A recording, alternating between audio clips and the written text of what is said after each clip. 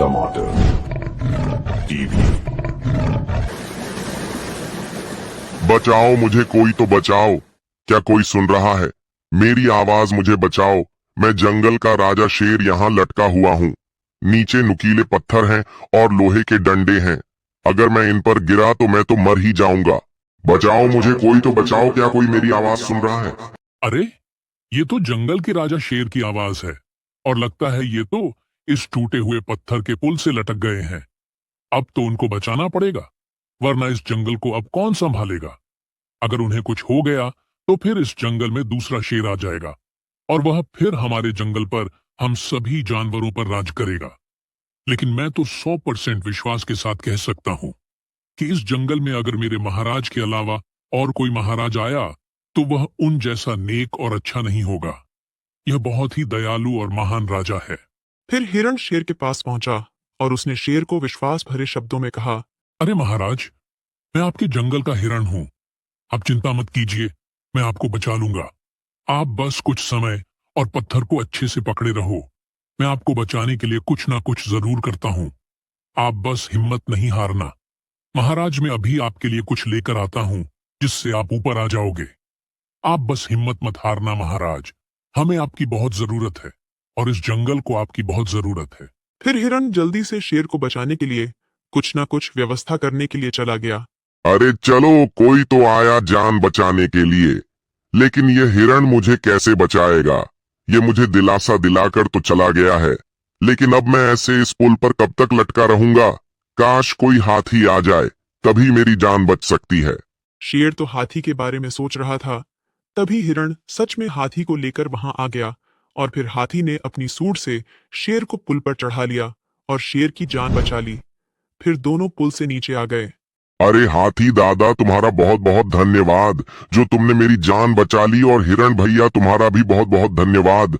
तुम्हारा एहसान मैं कैसे चुकाऊंगा?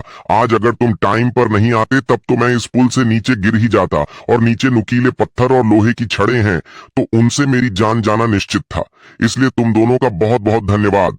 अगर कभी मुझे एहसान चुकाने का मौका मिले तो तुम दोनों मुझे ये मौका जरूर देना। कभी भी मेरी जरूरत पड़े तो बिना कुछ सोचे समझे मुझसे मदद मांग सकते हो। हाँ हाँ बिल्कुल शेर महाराज, हम आपकी मदद नहीं मांगेंगे तो और किसकी मदद मांगेंगे? आप हमारे महाराज हो। हम सभी जानवर इस जंगल में आपके भरोसे ही तो जिंदा है। वरना अगर आप नहीं होते तो दूसरे जंगल के शेर हमारे जंगल में आ जाते और हम सबका शिकार कब का कर लेते, हमें पता ही नहीं चल पाता। इसलिए महाराज धन्यवाद, हमें आपका कहना चाहिए, क्योंकि आप जैसे शेर महाराज न कोई पहले थे और न कोई आगे हो सकता है। आप इस जंगल के सभी जानवरों के बारे में कितना सोचते हो, उनका कितना अच्छा करते हो। आप सच में एक महान राजा हो। अच्छा अच्छा, ठीक है हाथी और हिरण। अब मैं थोड़ा आराम करने के लिए अपनी गुफा में जा रहा हूँ। यहाँ लटके लटके तो मैं बहुत ही ज्यादा थक चुका हूँ। फिर शेर अपनी गुफा की तरफ निकल गया और गुफा की तरफ जाते समय शेर ने देखा कि एक भालू नदी के पास बैठा हुआ है और भालू के पीछे मगरमच्छ भालू का शिकार करने के लिए आ रहा है। मगरमच्छ भालू का शिकार करता उससे पहले शेर ने भालू को आवाज लगा दी तो भालू वहां से दूर हट गया। फिर शेर वहां पहुंच गया तो शेर को देखकर गुस्से से मगरमच्छ बोला, क्यों रे शेर, आज अगर तू नहीं आता तो आज तो इस भालू का शिकार हो भी जाता। तू अपने आप को ज्यादा होशियार मत समझाकर बड़ा राजा बना फिरता है। अगर तू इस जंगल का राजा है तो इस नदी का राजा मैं हूँ, और एक दिन मैं तेरा शिकार जरूर करूंगा। अरे मगरमच्छ, ये तुम्हारी सबसे बड़ी गलत फहमी है। नदी और जंगल में बहुत अंतर है। जंगल में खतरनाक शिकारी आते हैं। हाथी, घोड़ा, चीता, बाघ सभी खतरनाक जानवर रहते हैं। बंदर, लोमड़ी, हिरण जैसे चतुर चालाक जानवर भी होते हैं। इन सभी जानवरों का राजा बनना कोई हंसी खेल नहीं है और कोई आसान बात नहीं है। नदी में तो बस छोटी छोटी मछलियां हैं और उन मछलियों पर राज करके तू अपने आप को राजा समझने लगा है। इतना ही गुरूर है तुझे। अपने आप पर तो कभी पानी से बाहर तो आकर देख। मैं तुझ जैसे 10 मगरमच्छों को चीर दूंगा, फाड़ दूंगा। अरे जा जा शेर, तुझे अपने आप पर और अपनी ताकत पर अगर इतना ही घमंड है तो तू भी पानी में आकर देख। मैं भी तुझ जैसे 10 शेरों को चीर दूंगा, फाड़ दूंगा, उठा उठा के पटकूंगा पानी में, तुझे पता चल जाएगा पानी में रहना कितना कठिन होता है। फिर शेर और भालू अपने अपने घर चले गए। लेकिन मगरमच्छ के मन में एक ही बात गूंज रही थी कि उसे तो सिर्फ शिकार करना है, वह भी शेर का। थोड़ी देर में एक हिरण का बच्चा मगरमच्छ के सामने आया तो उसने एक योजना बनाई। उसने सोचा कि अगर मैं इस बच्चे को किडनैप कर लूंगा तो जंगल के राजा को मेरे पास आना ही पड़ेगा, और जैसे ही जंगल का राजा शेर पानी में आएगा मैं उसका शिकार कर लूंगा। फिर मगरमच्छ बोला, अरे बेटा, क्या कर रहे हो? आ जाओ बेटा, मेरी पीठ पर झूलना है। तुम्हें अभी मेरा भी खेलने का मन कर रहा है। मैं भी तुम्हारे साथ थोड़ा सा खेल लूंगा। आओ हिरण बेटा। नहीं नहीं मगरमच्छ अंकल जी, मेरे पिताजी बोलते हैं कि मगरमच्छ बहुत ही खतरनाक होते हैं, वह तुम्हें खा जाएंगे। उनके पास कभी मत जाना, इसलिए मैं नहीं आ सकता हूँ। लेकिन मेरा झूलने का मन तो कर रहा है अंकल जी, लेकिन मैं क्या कर सकता हूँ? अगर मैं झूला तो मेरे पापा मुझे मारेंगे। अरे बेटा, ऐसा कुछ नहीं है। तुम्हारे पापा तुम्हें कुछ नहीं बोलेंगे, क्योंकि उनको पता ही नहीं चलेगा। तुम आओ और मेरी पीठ पर थोड़ा सा झूल लो। मेरी पीठ में थोड़ी सी खुजली हो रही है, तुम्हारे बैठने से वह भी मिट जाएगी। आओ बेटा, थोड़ा सा झूल लो, बस फिर तुम अपने घर चले जाना। मैं तुम्हें कुछ नहीं करूंगा। अच्छा ठीक है अंकल जी, लेकिन मुझे ज्यादा दूर नहीं ले जाना। मुझे ज्यादा गहराई से डर लगता है। आप मुझे थोड़ा सा झुला दो और बस फिर मैं अपने घर चला जाऊंगा। फिर मगरमच्छ ने हिरण की छोटे बच्चे को अपनी पीठ पर बैठाया और गहरे पानी में पेड़ पर बैठा दिया। हिरण के बच्चे को लगा कि मगरमच्छ उससे मजाक कर रहा है और वह उसे थोड़ी देर में पेड़ पर से उतार लेगा।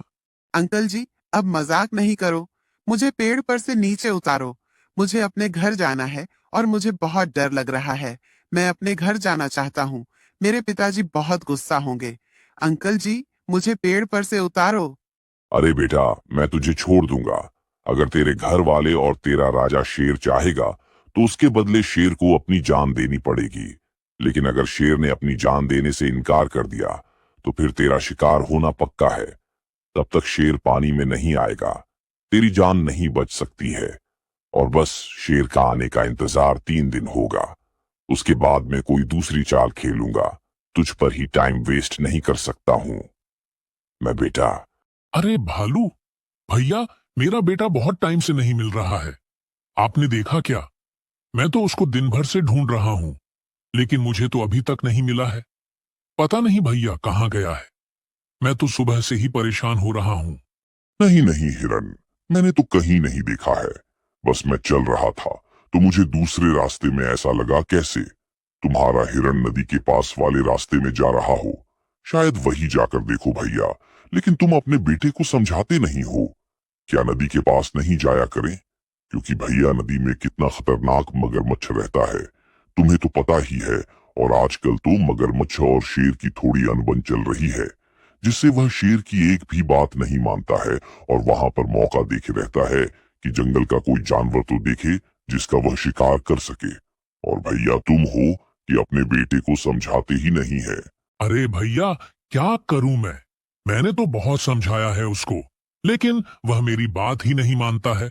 मैंने उसको 1000 बार कहा है कि बेटा, तुम जंगल में चाहे जहां जाओ, हमें कोई दिक्कत नहीं है, लेकिन तुम नदी के पास खेलने के लिए नहीं जाया करो, क्योंकि नदी के पास खतरनाक मगरमच्छ रहता है।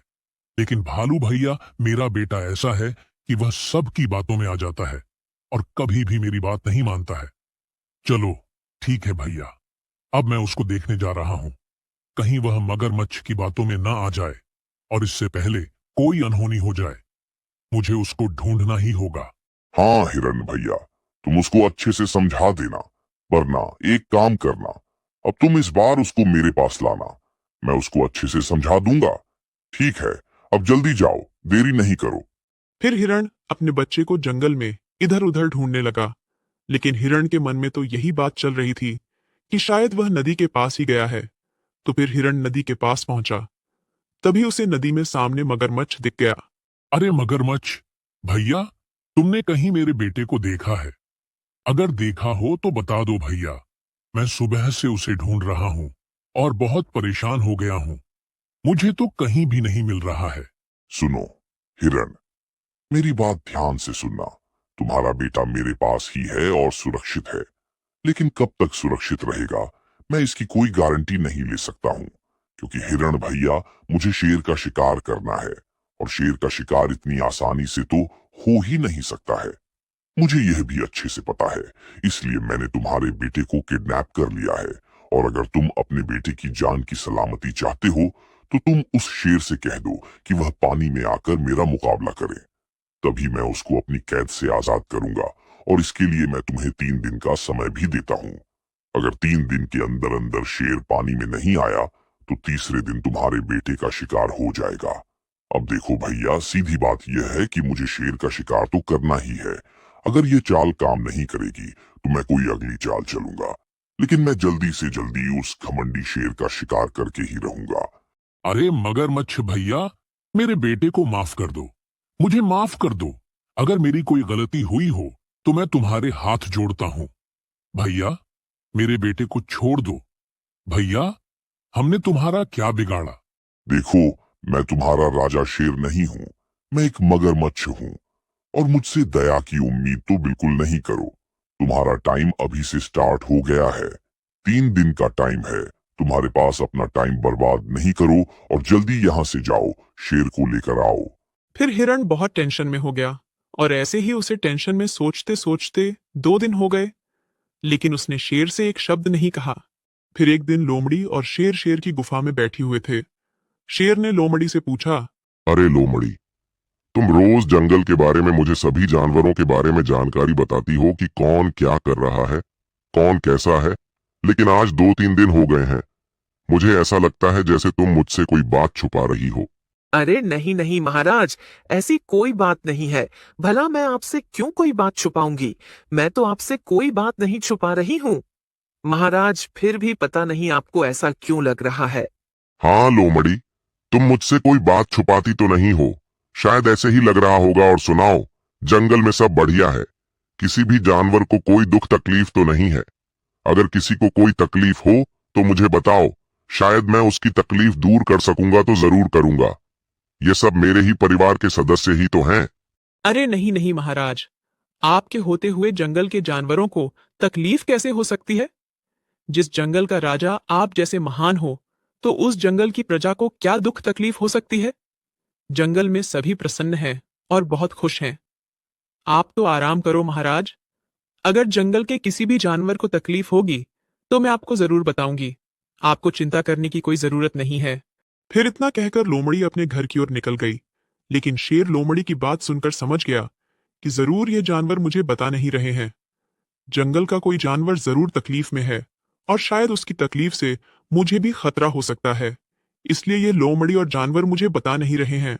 मेरे जंगल के जानवर खतरे में है और मैं ऐसे गुफा में आराम नहीं कर सकता हूँ। ये मुझे नहीं बता रहे हैं तो क्या हुआ?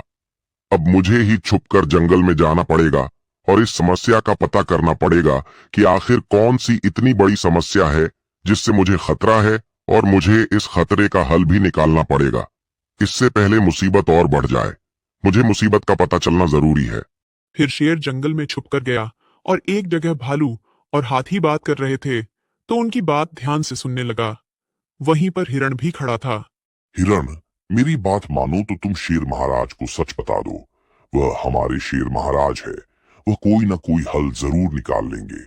देखो, तुम्हें ये बात अच्छे से पता होना चाहिए कि शेर महाराज ने हमारे ऊपर आने वाली एक से बढ़कर एक मुसीबत का हल निकाला है, तो वह जरूर इस मुसीबत का भी हल निकाल लेंगे। और अगर उन्हें बाद में सच्चाई का पता चला तब उन्हें बहुत बुरा लगेगा और फिर वह हमें कभी भी माफ नहीं करेंगे। मेरी बात को समझो। हिरण, तुम शेर महाराज को सच बता दो। नहीं नहीं हाथी, दादा, मैं शेर महाराज को खतरे में नहीं डाल सकता हूँ। मैं अपने बेटे की जान के खातिर इस जंगल के महाराज को खतरे में नहीं डाल सकता हूँ। अब चाहे जो भी हो जाए, इसके बारे में इस जंगल का कोई भी जानवर बात नहीं करेगा। ये बात शेर महाराज को पता नहीं चलनी चाहिए और तुम सब भी भूल जाओ, क्योंकि वहां पर शेर महाराज को हकीकत में खतरा है। चलो, अब अपने अपने घर चलो।